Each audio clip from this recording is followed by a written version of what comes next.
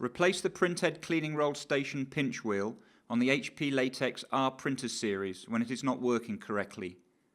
Before replacement, make sure the printer is idle.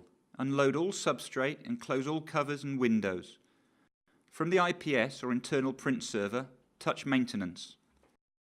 In the list of maintenance operations, touch Replace the Printhead cleaning roll station pinch wheel, and then touch Start. The screen displays instructions for the replacement process. Keep in mind, if you follow the steps in this video, the instructions can just be used as reference. Open the carriage cover and printhead cleaning roll door.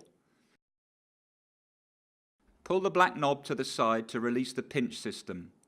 Use pliers or an 8mm wrench to loosen the screw and then remove the old pinch wheel. To install the new pinch wheel, insert the pin and then tighten the screw to secure it.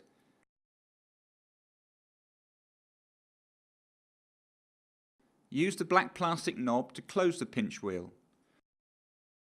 Close the printhead cleaning roll door and the carriage cover.